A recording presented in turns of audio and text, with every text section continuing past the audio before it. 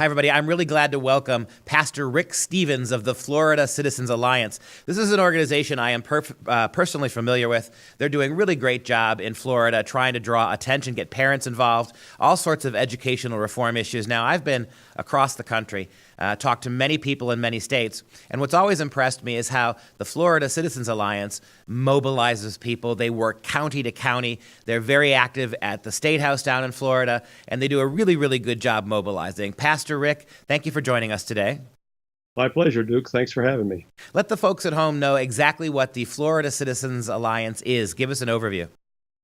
Well, very briefly, we are simply a grassroots organization of people just like us. I mean, regular folks who care about our kids. And so we work together as an alliance. We're a grassroots alliance. That means we don't have membership, but we work with people. We look for reasons to work together with other people. We think that's a good model to practice. We find there are a lot of things that divide people. We look for reasons to work together. And one of the most important things about us is that we're solutions focused. It's easy to find a problem. It's easy to rail against a problem. But our intention is to identify a problem, but then follow it up with a solution. So we're very solutions focused in that regard.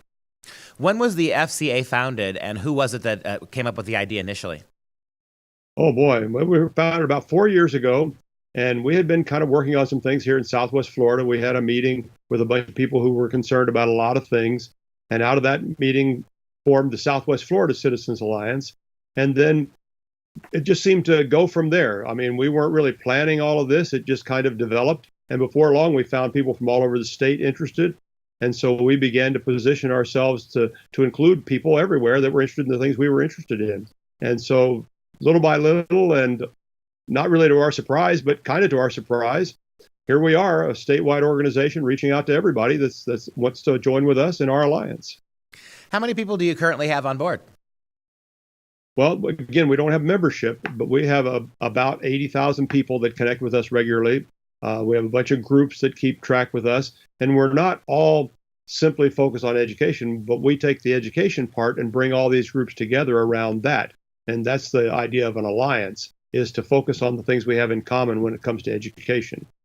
What always impressed me when I was down in Florida with y'all was how quickly you could get involved in various communities, how you had kind of a rapid response attitude, and the leverage and the influence you've been able to wield with politicians. How did you guys build that up over the years?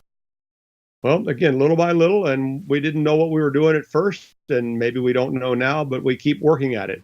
And we decided we wouldn't be discouraged. We were in it for the long haul. So we just began to build connections, build relationships. We started meeting with our legislators. We started meeting with people in communities that were interested in the things we were interested in. We started going to Tallahassee to advocate for change on the legislative level. And as we became acquainted with the process and the people, we found that there were people who responded to what we were interested in. And so we worked with them. There were always people who weren't as interested, but we focused on the people that were willing to work together. And we just continued to develop that through local efforts, legislative delegation meetings, lots of hard work, one-on-one with people all across the state.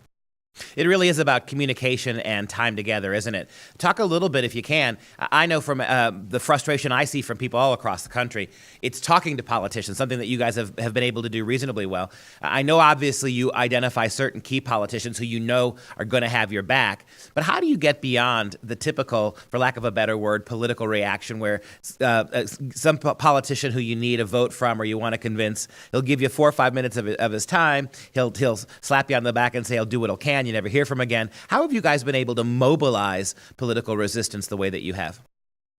Well, I think one of the things is that we have kept at it, just like you said. We just have not quit. We have identified those who have been supportive of us, so we build on that. But we make appointments and we go to talk to people. Sometimes you're right, they will only give us a few minutes, but we've tried to learn how to tell the story of our concerns in a way that helps them connect with it, helps them see that it matters to the people in their district, how it matters to the children. And when you begin to tell a story that grabs their attention, then they begin to listen and they begin to realize that there's something going on here. And we try to be the answer to some of the problems. You have a really neat platform, very concise, 2 or 3 bullet points that give an overview of what you're pushing for, particularly with regards to education. Share with the listeners at home that overview. Well, we really believe that innovation is a significant part of education. It's been a monopoly for a long time, and we'd like to see some creative things worked out. We think that's in the context of free market competition. Why is it that when it comes to K through 12 education, people are locked in to one model and one approach to that? And related to all of that, then, is, of course, the idea that parents need to be in control of their children's education. So we believe in parental choice, that they ought to have the chance to express their concerns, their interests, and their choices relative to their children's education. Great. And innovation, before we pass off of that one, talk a little bit about the kind of innovation Florida Citizens Alliance is pushing for. What kind of things would you like to see, and what are you trying to sell at the State House there? Well, what we've tried to do is to help give people a voice at the table so that innovation can surface. Last year, we helped sponsor and encourage some legislation that gave parents and really all residents of Florida a voice in the selection of instructional materials. We recognize, because we've heard from parents, that there's a real problem there. So one of the things that we've tried to do is to get the school boards and other people who select these materials to take a closer look at them so that we can have better materials. This past year, we did the same thing at the state level, trying to reform the process of the books that the state chooses for instructional materials. Those kinds of things give the parents and the residents of Florida a real voice at the table. And when they have an opportunity to express themselves, we believe that'll lead to innovative opportunities for students, because who cares more about the kids than the parents, than the grandparents, than the residents of Florida? Are you finding parents getting on board now? Are you finding parents alarmed and actually making a meaningful difference as part of the organization? Parents are aware, and they are concerned, and they are alarmed. The biggest challenge for parents that we've seen is that they're afraid. They're afraid that if they speak up too much, that their children will suffer consequences as a result of that. That's one of the reasons for the Florida Citizens Alliance. We can speak up on their behalf, and we take that seriously. We don't think we speak for ourselves. We speak for the children who really don't have anybody to speak up for them, because too often the process puts them on the sidelines. And so we're trying to help parents know that they can, give them the courage to speak out, and when they can't, to tell us their story and give us the chance to advocate for them. Pastor Rick Stevens, the Florida Citizens Alliance, this is a wonderful way to organize and galvanize support. It's a wonderful way, as you just said, to allow parents to speak, but have an organization that has their back. Pastor Rick, thank you so much for joining us today, and Godspeed on your work.